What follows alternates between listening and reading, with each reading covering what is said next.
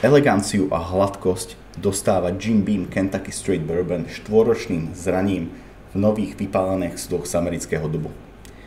7. generácia destilatérov zostáva pri vytváraní najpopulárnejšieho bourbonu na svete verná rodinnému receptu.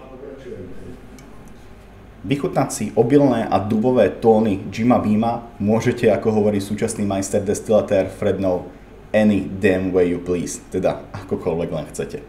Samotný, s ľadom, s kolou, so sódou, so zázvorovou limonádou, ale my si ukážeme jeden z mojich obľúbených servisov, jeden z mojich obľúbených spôsobov podávania, limonádu z Kentucky, Kentucky Lemonade.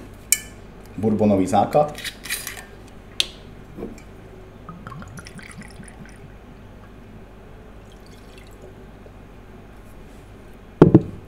Limonádový základ, alebo v domácich podmienkach čerstvý citrón a cukor.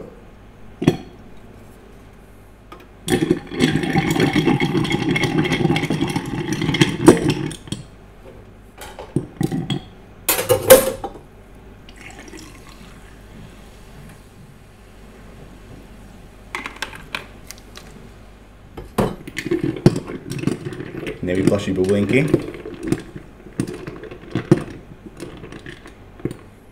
A nádherne svieži drink je na svete. Nezabudnite, že najlepšie chutí s rodinou, priateľmi alebo pri dobrom jedle. Cheers!